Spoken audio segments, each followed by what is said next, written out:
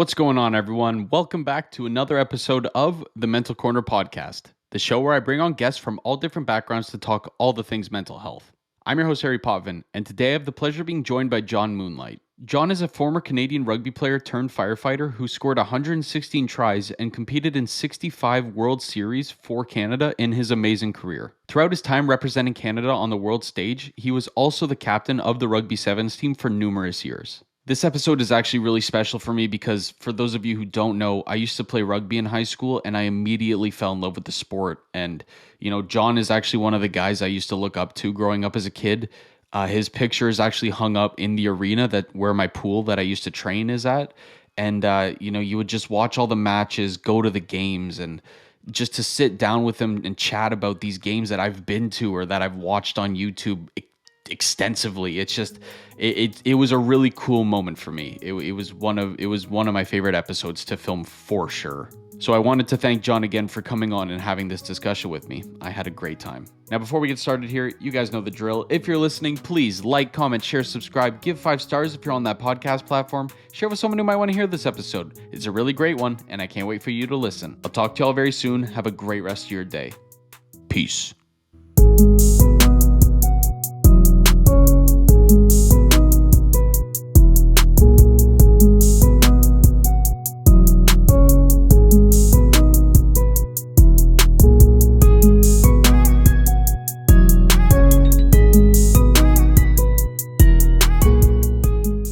John, thank you so much for joining me today, man. I really appreciate it. Yeah, no worries. It's awesome. Thanks for having me. So before we get into everything, I wanted to get to know you a little bit better. So what inspired you going way back? What kind of inspired you to pick the sport of rugby as like your quote unquote career path for the time being?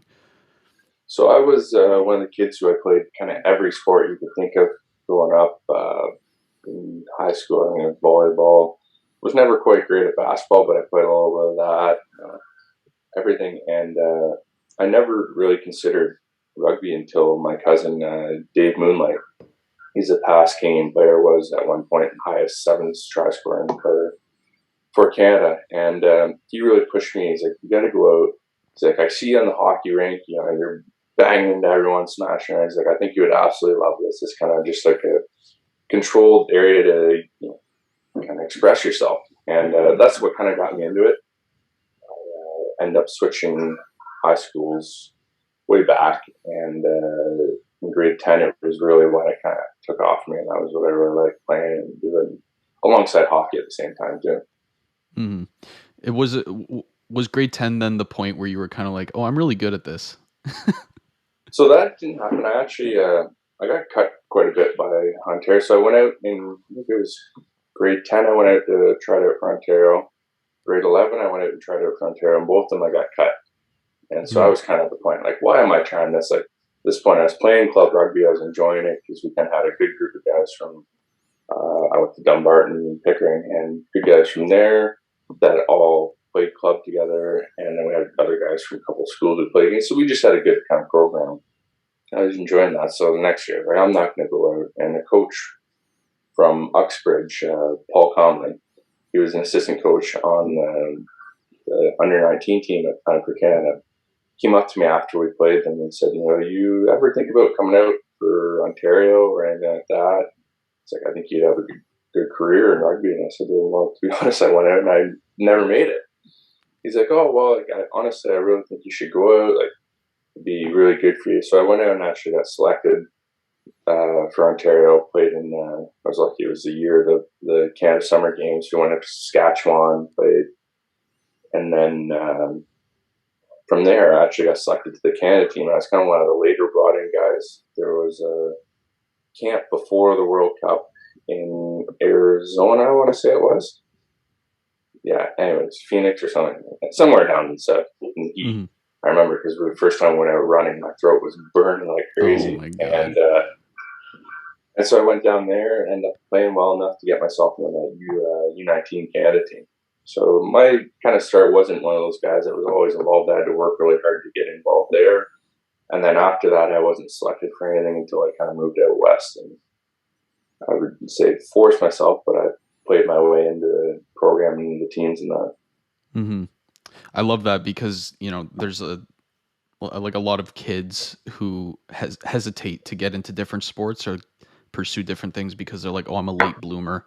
Like I can't, these people have been doing it their whole lives. But if you put the work in and you love what you're doing, like anything's possible, really.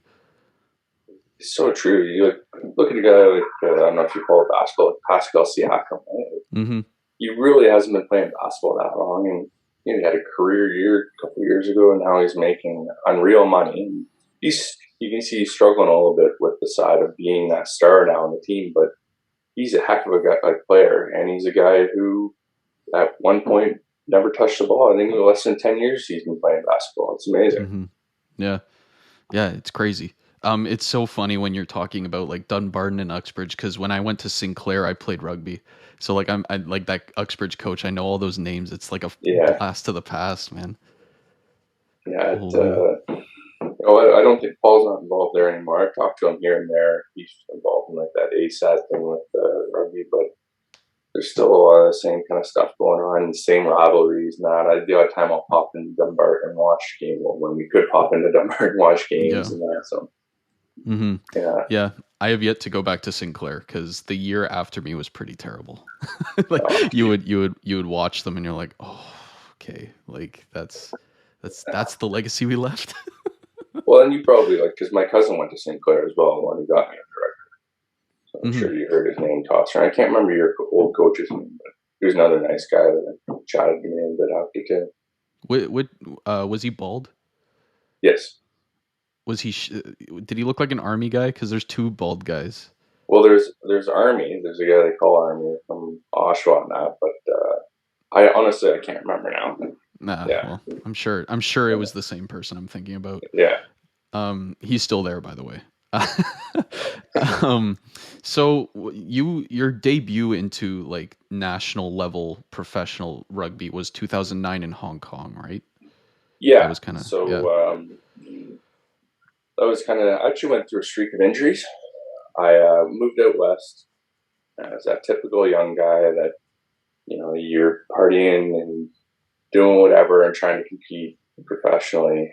Um, your body can't hold up, and so I went through a streak of concussions, broken bones, and that. It took a bit. I finally got that sorted, so I got myself into the team in 2009 in Hong Kong. Uh, First time I played is I don't know if you've seen the Hong Kong Sevens. It's a massive ordeal, and Friday nights Hmm. usually massive party, and it's kind of like the not highlight games, but they have all big games in that night under the lights. It's the first one. We played Fiji under the lights in Hong Kong, and I remember warming up. We're in front of the south stands, and it was just going crazy. And it was an eye opener for me.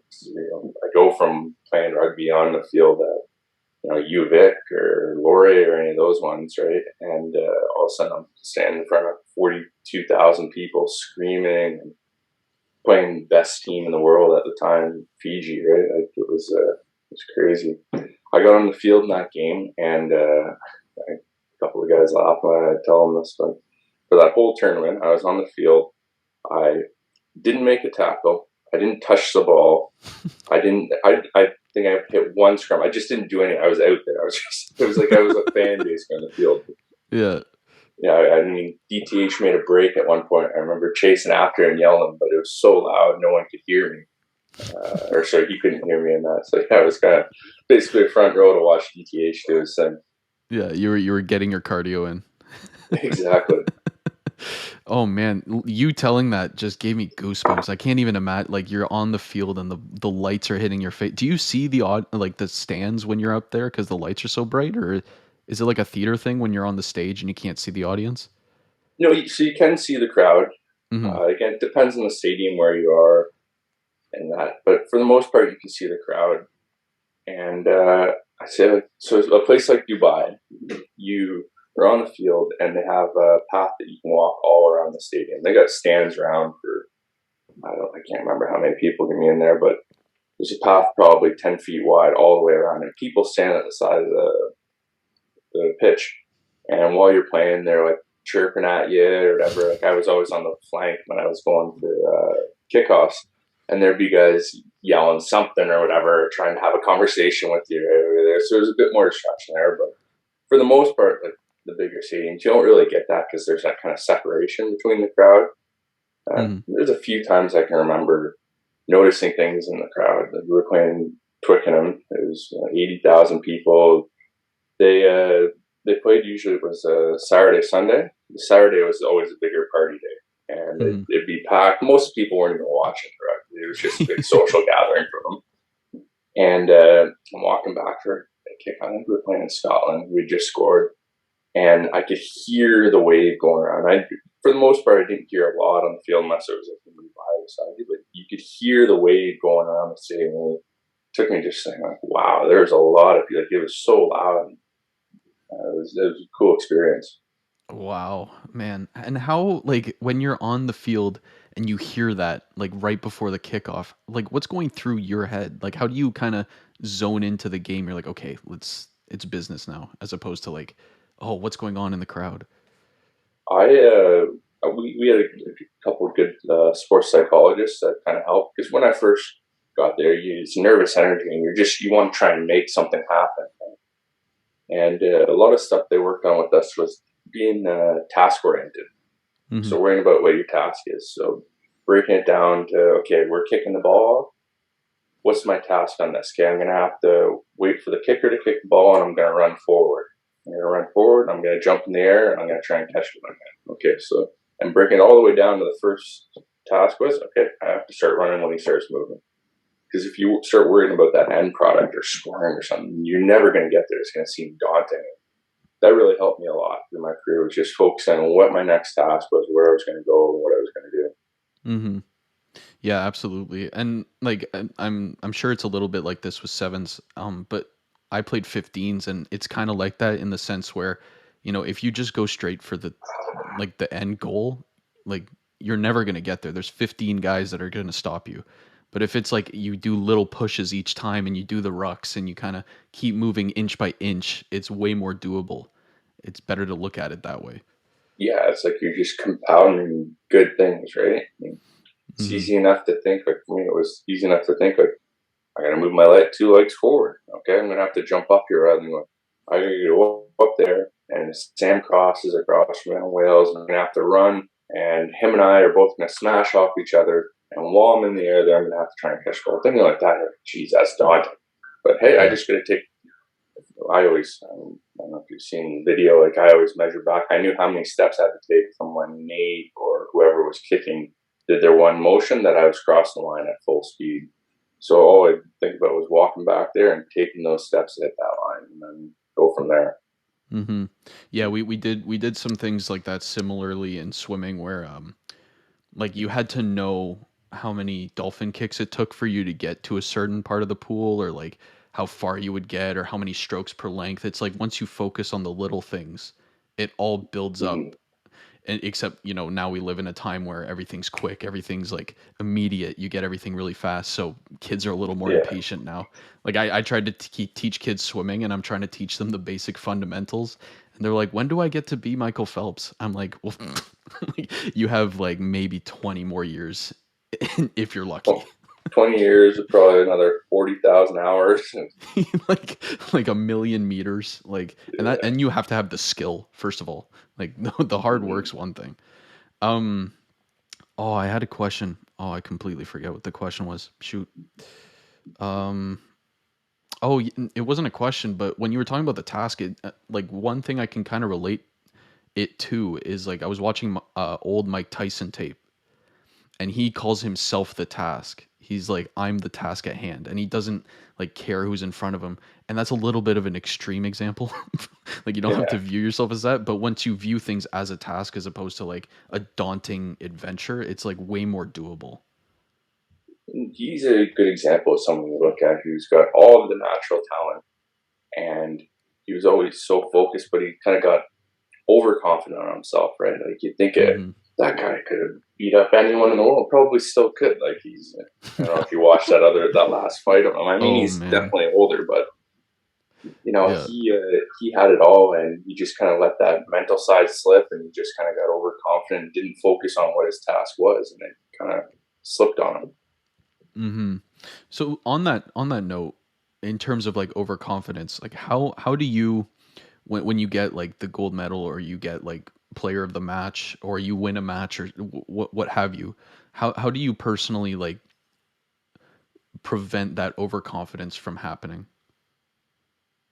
That's a tough thing. I mean, I guess we were lucky as Canada in sevens because we could get humbled very quick by other teams.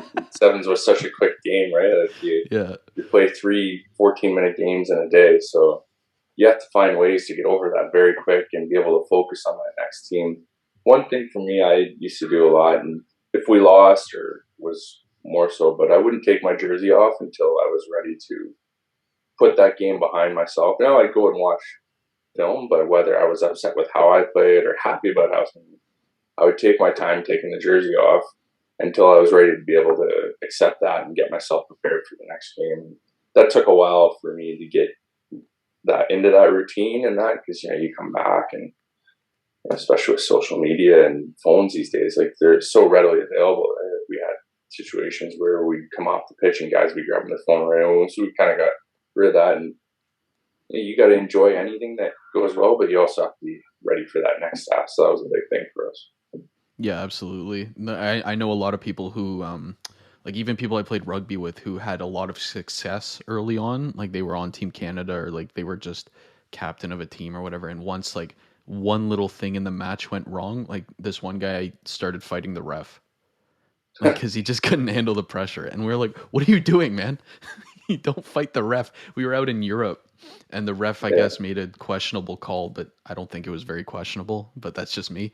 And the guy's like, "You want to go, ref?" And we're like, "What the hell?" My coach is like on the sideline, like I don't even know what to do. Yeah. That I think a lot of guys go through that, right? You see that bit of success and all of a sudden you feel like maybe not that you're superior to anyone, but that you maybe know a bit more or something. Like I think we're Hmm. all guilty of it at times. There's some good rugby refs out there now that humble guys and bring look at Nigel Owens, right? Like they bring him back down and realize him that he's kind of the guy running the show and doing, and it's on his dime and that. Yeah, Yeah, no, I watched a compilation of, I think it's the same ref, and they have him mic'd up or something during matches, and he's just yeah, like going at the players. I'm like, oh my god, that's so funny. Imagine. yeah. Oh man. So when you played in the PanAm Games at Toronto, what was it like playing on your home field? Like, was there any added pressure to be performing in front of a home audience? Yeah, that was. I mean, you're playing the Pan Am Games in Toronto. This is kind of just before we got all the tournament in Vancouver, and that. So this was kind of a home tournament for us, and we're also dealing with a little bit of stuff like with coaching staff and not getting on with the players, and there was a lot going on behind the scenes. And man, we made that tournament tough. I don't know if you remember, we should have lost to Chile, and Chile was up, no time left. They stole the ball from us. Instead of kicking the ball direct out, Buddy kicked the ball down the field and ended up stopping in our try zone. And Justin Douglas ran back, got it, ran it back. I think we worked the one or two phases and broke through the middle and scored to tie the game. Went into overtime, and then Philly Mack, the little magician as he is, broke through the middle and scored and get us through that. And there was so much going on between the tournament, the players, and even the environment. So when you go to a multi-sport games like that, uh, it's way tougher to focus because you have athletes from all different sports and areas, and you're meeting people, and that when it comes time to perform, you got to get past all those distractions. And there was a lot of stuff guys fought through, we got through, and we did. And, in the end, we came out on top, and I think that's kind of the resilience of the guys and the work the guys put in to make sure we were there. And when it came time, we actually guys focused, got it done, and that. But it's complete other aspect when you have family in front of you and all that. Yeah, no, 100%. I was at the oh, which game was it? It wasn't the gold medal game. It was the one right before. The Oh, who are you that was facing? U.S. Yes, I Yeah, was at that game. That was crazy, dude. Rugby fans are insane. they're just yeah. they're screaming, they're drunk, they love the sport so much. Oh, it's such a great arena to be in. That was a game we were ahead, and Addy took a silly yellow card. I remember yelling at him on the field, and he knew. I mean, a bunch of us were. So I probably I you can ask guys like there was times when I yelled and I shouldn't have yelled on the field, not, but I yelled something at him, and then he came back on and made up for it big time with a massive try with barely any time left right in the middle. And there's a photo of him on the ground, a bunch of us like all on top of him, like basically telling him like you made up for it. And, yeah, that was a good game, Oh and man, it's that's the so awesome. Americans, right? Yeah, you got a little extra victory to that one. Exactly. Oh man, awesome. So, one question I had written here was because you started playing in 2009, you retired in 2018. So that's a in terms of rugby, that's a pretty long career. And you went to 65 different World Series tournaments. You were the player of the year 4 straight years.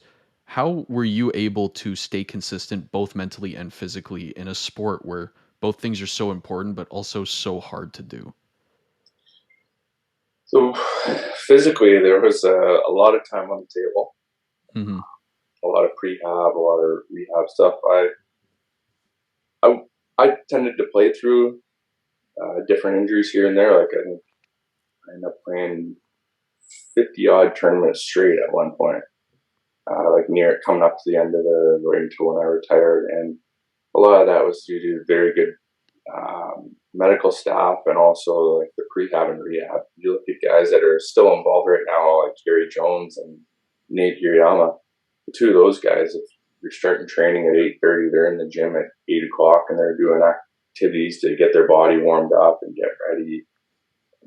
Um, the mental side of it, that was a tough one. So I think it was 2013. Phil Mack and I both were voted. They call it the dream team for the league. So it's the top player per position in the whole World Series. And the next season, I can remember the whole time I was worried about trying to repeat what I had done last time, and I got to be better. I got to be better. And I remember that was we had a new coach, and that was when like I felt like I was just having kind of a down year because I was so concerned about that. And working with the sports psychologists, it kind of helped remind me that even though you're not scoring tries, you're not doing this, that you still contribute to the team. That's the tough thing. Like there's so many highs and lows, especially in nine years when you're playing all these tournaments. We were away 2.5 weeks, home 2.5 weeks, basically through the whole season, and keeping myself focused was very tough. I found after 2015, I started focusing on my career after and knowing I had to get something sorted, and that actually I think helped me a lot with my play, and played probably some of my better rugby near the end of my career due to the fact that I had something else to focus on. So it was Mm. schooling through it all, and I look back and one of my tournaments I felt like I played my best at was the Vancouver Sevens right before I retired in 2018, and that was a tournament that I was in the middle of interview processes. I was doing stuff for getting on the fire department, and I had those distractions so that I wasn't always sitting focusing and thinking on the game and what I was going to do and how I was going to perform. And that's something I think every athlete needs. They need to have something that can distract them away from it all, whether it be an animal, a girlfriend, schooling, whatever, right? Or boyfriend or anything. As long as you have something that can kind of distract you, because it can be all encompassing when all you're doing is focusing. We're staying in a hotel, you're rooming with a teammate. All you're focusing on is that performance on the field and what's coming up this following weekend and what you need to do tonight or tomorrow morning or whatever. Where if you have something else that you can focus on, it really helps to draw away so you're not stressing with that. Hmm.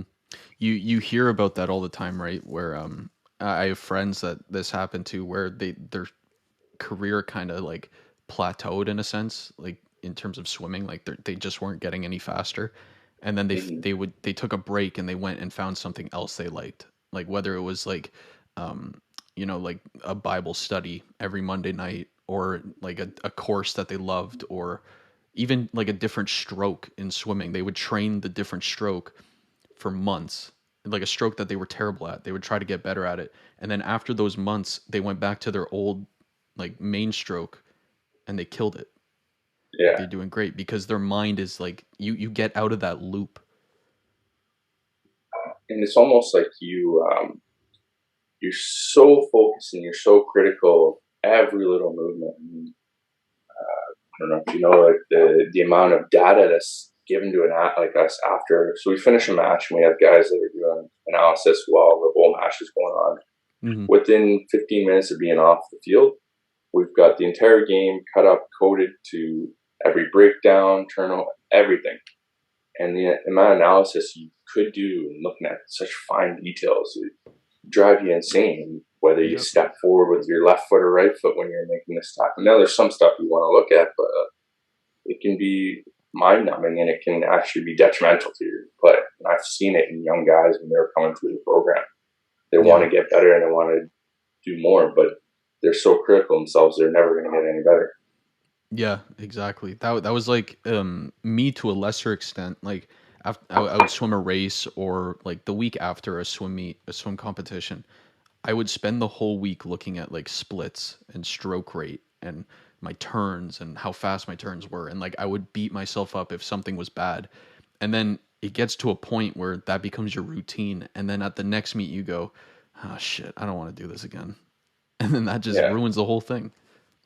You lose that excitement about what you're doing because you're so, rather than just enjoying being out there. Some of the best rugby we ever played with Canada was when we were just out there having a good time and enjoying ourselves. And when you get to the point, because I've definitely felt it, where you're like, I don't want to be out here. I'm so worried I'm going to do this, and this. That you're scared to even go out there and perform when there's a reason you've been selected. And we used to tell all the young guys this: there's a reason you've been selected and brought into this program.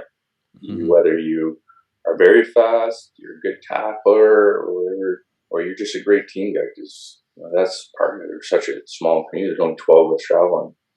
You need to have a good guy, like good guys in there that you're working with. There's a reason you're here. So stop stressing about all the little stuff and just go here and do what you're good at. Just enjoy yourself and have fun. Yeah, yeah, exactly. Um, it's some of the best, well, not best, but some of the most fun rugby I ever played was when I went to Europe, and we lost the first game like 70-0 because it was like we were jet lagged, and it was like my high school, and like maybe five of us were the first string, and then everyone else who could afford the trip was like the bench warmers. So it was like and it was 15s, so we had 16 guys there. So it was very few breaks. But the England team misunderstood us and thought that we were Team Ontario. So they brought out their provincial team, and we were just Yeah. like a bench riding high school team, and we got demolished. And a dude broke his collarbone in the first like minute on our team, so we had no subs.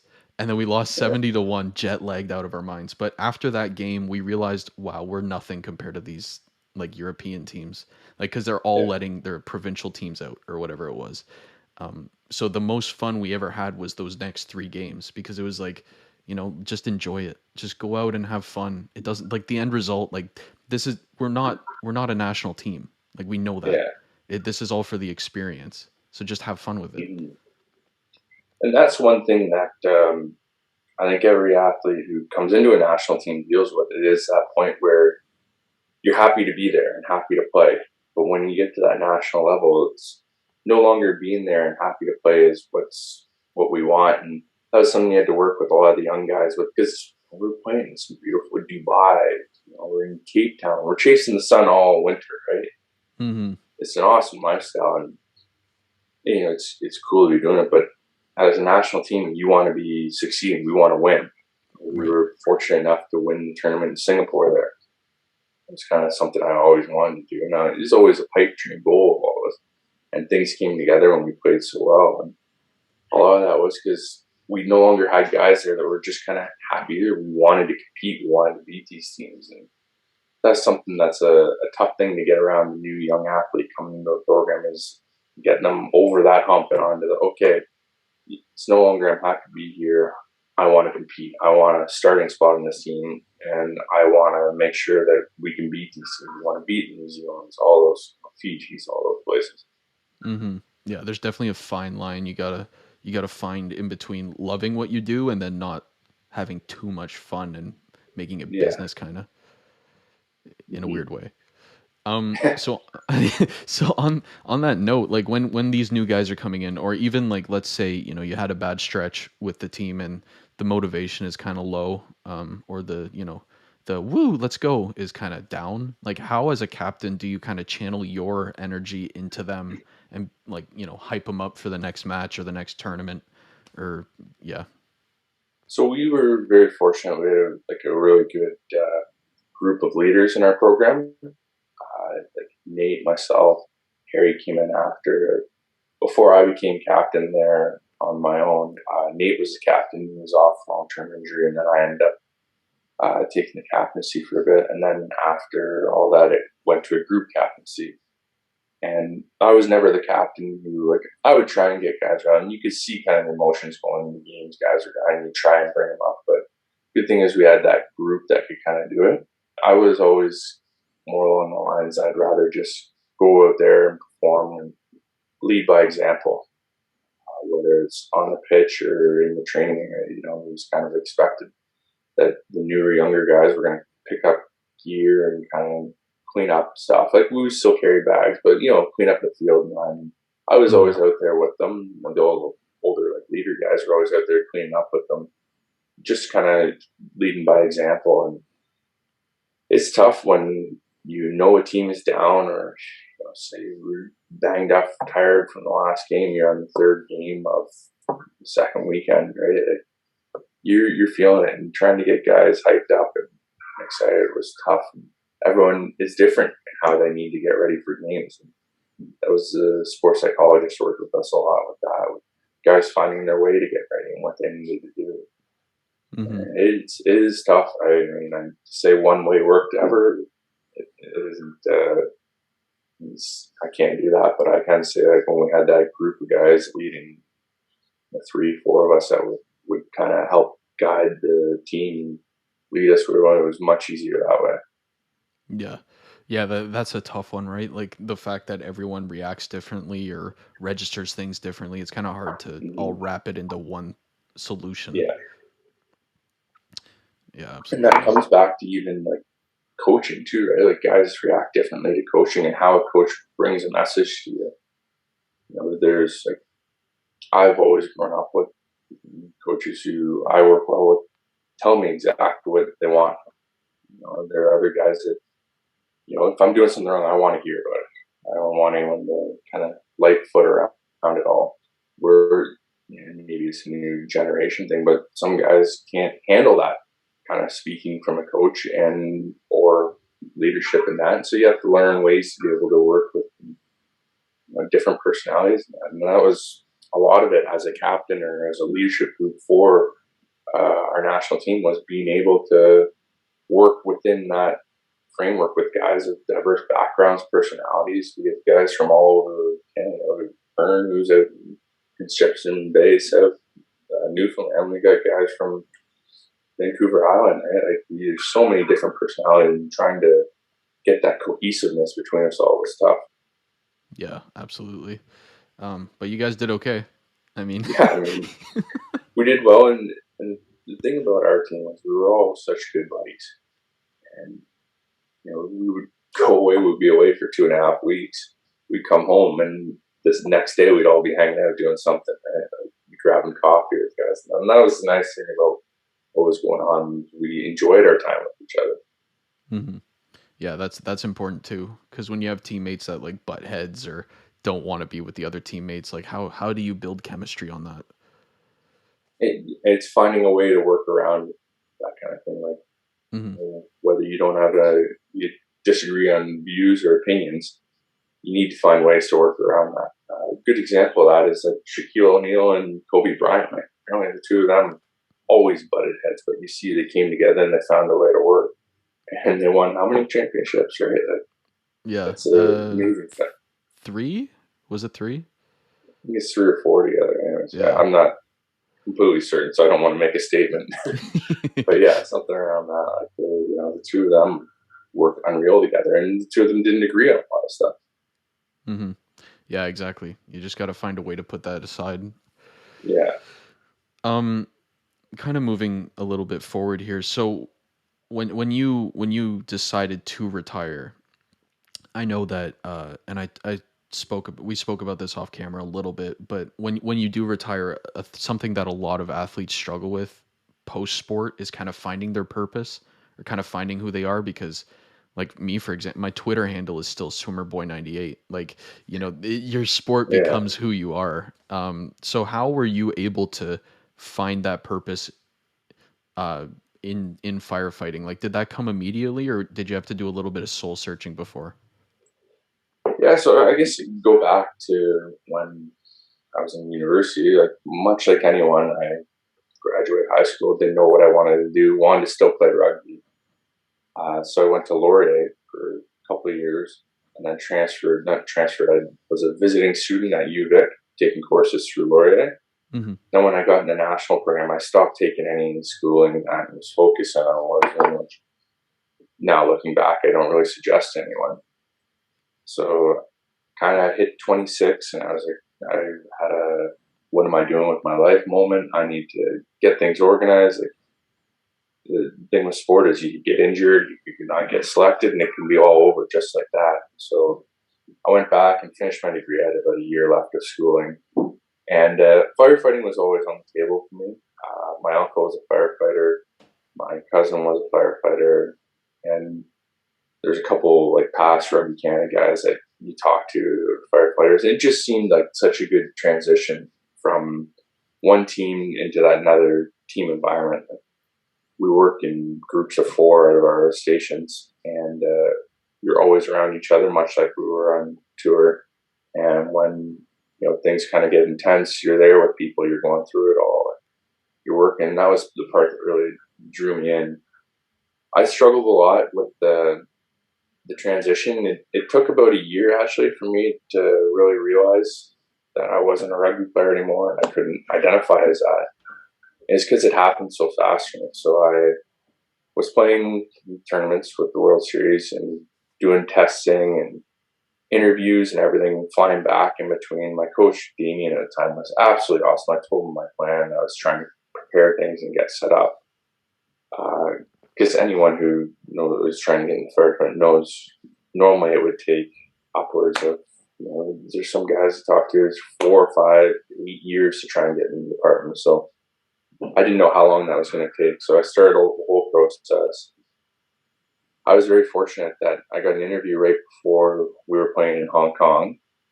And so that was the year they had the Commonwealth Games down in Australia. So we played in Hong Kong, went to the Commonwealth Games. You had a week off where our team actually stayed in Singapore for the week, and then you had your week leading up and playing in Singapore. I found out I had the interview for that and went to Hong Kong, played in Gold Coast, and I felt good about the interview. So I asked Damien if I could get flown back home for the week off. I said, I know it's expensive, but I have a feeling I might have gotten this job. Flew back home, found out that day that I got the job. Like basically I landed, went to bed, woke up the next morning, and I had a call from the city of Pickering saying, hey, congratulations, you've been offered a job, which was unreal. It's a dream come true. It's like winning the lottery, getting a career in firefighting. And so everything happened fast. I had to be home within 2.5 weeks to start the job. Actually, today is the anniversary of when I started, May 7th. Oh wow! Congrats. So it's been 3 years today, since I started the job. So I had to pack up my entire life, get rid of my condo, furniture. Connor Braid helped me out a lot because he's a real estate agent, and he basically kept everything in order for me in the place, even though it was empty, to sell it and help me out. And it all happened fast. So even after I'd gotten back and I was into the fire department, Damien and I were still in conversation. He was trying to get me to play in the World Cup in, I think it was July or something like that. And I told him I needed some time to get settled. I still had those aspirations. Like, yeah, I could probably make the Olympics. I could come in and out, do the fire stuff. And Damien ended up getting relieved of his duties. which is too bad because he's the best program runner and coach that any of the guys I'd ever worked with, and really good for rugby within Canada. Mm-hmm. And I kind of was still under the assumption maybe I could try and make it. I'd spoken with Henry Paul a bit, and I went out and did a bit of training in this past 2 Novembers ago with them, and felt like I was still keeping up. I was running, I was doing well, and at that point, I kind of realized things weren't going to work out. I wasn't going to be able to make it, and that's when it kind of settled in.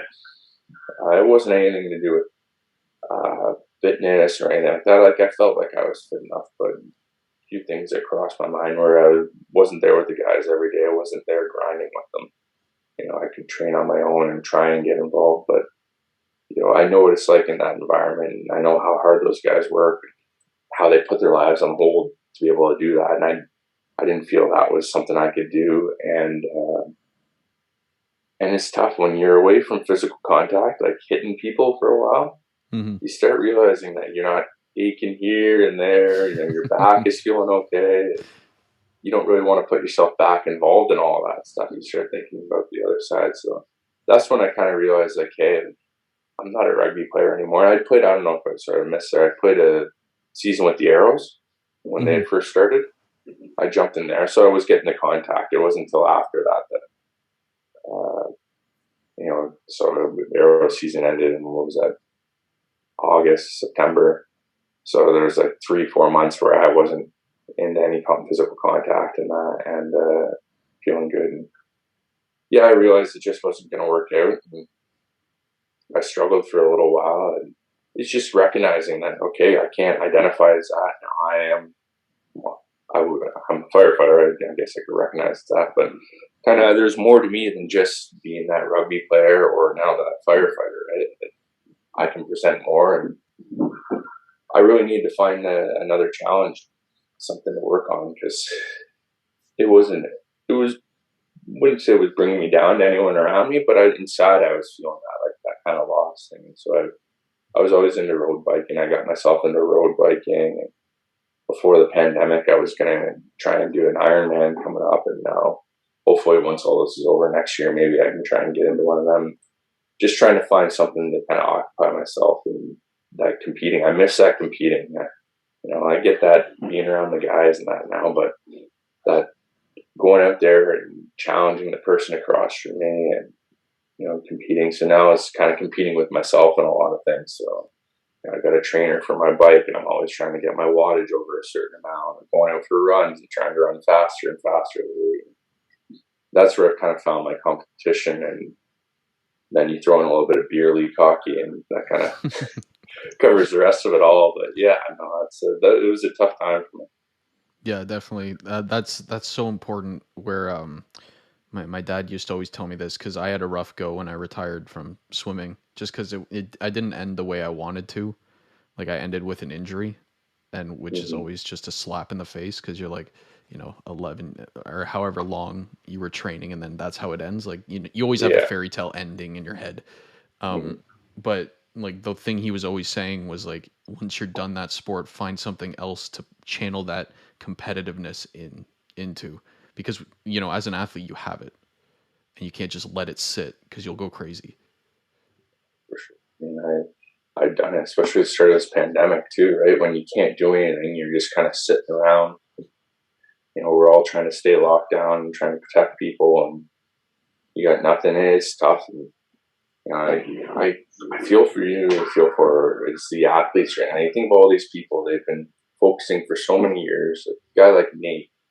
Nate's been playing seven since 2007, I think was his first tournament, and he's still playing. And that was going to be kind of the culmination. Like, hit the Olympics 2020, and he's done. We missed the one in 2016, and for it just to be delayed another year, you've been focusing so hard on it all. That's all your focus has been for the last 4 years, and now you have to delay it for another year. And there are guys that are in that program that might not get to go to the Olympics, or people, let's say, a marathon runner, or a sprinter, or someone who's been training all this year to peak at that time, and now they kind of have to change their training program to be able to peak again at this year, and or like there are people that are going to take those spots. I feel for those guys because it's got to be so emotionally draining and tough. Yeah. Yeah, it'll be interesting to see where people lie in terms of Olympic success because like it's not like they pushed it another 4 years so you can kind of take your cycle down and peak again.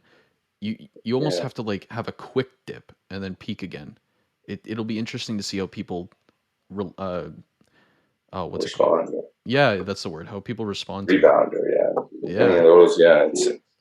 It's going to be it's going to be interesting, especially like this. So I obviously know a bit more about the sevens end, but there's been 2 tournaments basically since it's all, or 4 tournaments to kind of set things. And New Zealand's playing stuff down in their own country. Uh, U.S. and Canada were over in Dubai. Argentina's gone to as many things to go, but there's a lot of countries that haven't been able to do it. And like Great Britain's just been training. Mm-hmm. These teams that are elite class athletes and players, they haven't had that chance to play, and they were just coming into their own, coming into these tournaments. Like Canada, for example, they played in Vancouver Sevens. It was the second last tournament. They played in the day after.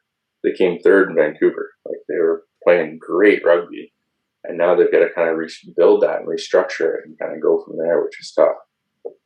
Yeah, yeah, that's so hard. If you were in that scenario, what would be like one thing that you would do to kind of try to keep your head in line in terms of like training and I got to just keep going to the task as opposed to like, being down in the dumps and being like, "Oh, this freaking blows," and then not having that motivation. It'd be having something else to do. So whether it be like when I was out in BC, I did a lot of hiking and that stuff. You just getting yourself away and kind of not focusing on all of it. Distractions, anything like you have to separate yourself from it all. Hmm. There's so much, that you can go down that hole so easily. That negative thought and going and having someone to talk to about it, whether it's a family member, a friend, or a sports psychologist or anyone. You got expressing how you feel makes it easier. So if I'm struggling, if I say to you, "Hey, I'm struggling with this. This is what's going on." It's almost a relief to be able to get out there and say that to somebody. Yeah. Yeah. Yeah. I guess addressing it would be. Hmm. Yeah, no, Mm-hmm. addressing it's important because then that makes it real and then once you make it real, it's easier to kind of find solutions. When it's all And, stuck in your head, it's like how do I even start to tackle this thing? and that's where a lot of stuff where people are dealing with mental health things it comes from is that you're afraid to look vulnerable or afraid to put yourself out there and say I'm struggling with this or this is tough, and you need to have, whether it's good people or someone or like, you need to be able to express that, and vulnerability is good. Hmm. You say you're going to run around the pitch, you know being a bit nervous and not having those butterflies is a good thing because you're excited about what you're doing. When you don't have that, and like we were talking about the overconfidence, where you're not going to be able to do what you want to be able to do, but accepting those butterflies and saying, "I've got these butterflies. I'm going here. Okay, let's go." Like that means I'm ready to go. Yeah. Yeah, it's not like there's nothing shameful in like being nervous or having those butterflies. I knew people who would kind of just be like, why are you nervous? And like kind of judge people if they were nervous before a race or a match or something. It's like there's no shame in that. Doesn't that mean you're like isn't that a good thing? 100%. Yeah, you're putting yourself like that means you're ready to go. You're focused on what you're doing, right? Yeah. And as long as you can address it, if you start pushing it down, saying I shouldn't be nervous, and that's when it's never going to be good. But if you address it, go, yeah, this is why I'm feeling this way because I'm going out here, I'm running and playing against one of these top countries. Well, perfect. Okay, I'm going to go out there and I'm going to focus on catching that kickoff. Okay, what do I do? And just going from there. Hmm. Yeah, exactly. So Yeah. when it comes to firefighting, did anything you learned in rugby, like any skills or any like your work ethic, I guess, did that translate well over to firefighting? It's honestly, it was a seamless transfer over. Couple of things that stick out is you're working with diverse personalities. You're working with people from different backgrounds. different ages, right? Like the truck I'm on right now, we have guys that are in their 50s, and then we have guys that are in their early 30s, late 20s. So you Mm-hmm. got those diverse personalities. They're working with different people with one thing. That team atmosphere, like everything you do, you're going through it together. And I used to stress about going into a medical college. I've got medical training when I first started, but I never actually a lot of physical stuff working with people. And the captain came up to me and just said, "Listen, like you're not in there on your own. There's three of us. There's three minds working. There'll always be three of us working through everything. We're a team. We'll get through this together. So don't stress about it." And that really helped me to realize that's basically what we went through in rugby. You're working as a group. You're going through everything, and the highs are high together, and the lows are low together. You deal with a rough call or a bad call, like at work. Well, we can talk about it with each other, and find ways to whether it's sick sense of humor about something, or you just have to talk and say, "Well, that was bad. That was rough to deal with," and you get through it together. Mm-hmm. Yeah, yeah, absolutely. Did that kind of help alleviate the mental pressure of firefighting? Because I've heard that it's a lot of pressure. Yeah, what really helped me was one of the guys. One of my first few calls, he said to me, "He's like, look at the other guy sitting in the back of the truck with you." He said, "If he's all nervous and excited or worried, then there's something to be worried about. But if they're calm and no problem, it's like you don't have to worry. Like there's no stress about it." And the other thing he said was, "Remember, any situation we come into, that's that person's at that moment is their worst day of their life." Mm. And we didn't put them in that position, whether it's car accident, fire, medical injury, or something. But we're there to help, and everything we do is only there to help. So if we can help them, we can help them. If we can't help them, there's nothing we can do about it. But when we show up on scene, we're there to help these people get through their worst day of their lives. So what's going on, or be upset about the situation of that person, because we never put them there, but we're there to help. Yeah, yeah. No, that's a great way to look at it. Um, I'm trying to. What was my other question? I keep doing this. This is so bad. I do Probably this because I'm every talking episode. too long here. No, no, no, no, no. You're good. Yeah, can you actually stop talking? This is my show, John. What are you doing? So I guess like the last question I have for you, man.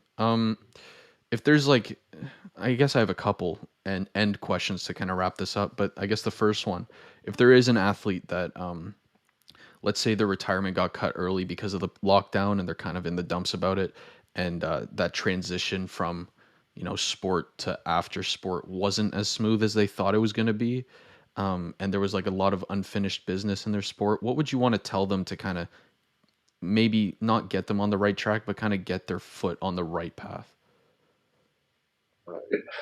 It just be reminding them that there's more to life than sport. Like sport was a big part of my life, but there's so much more to it.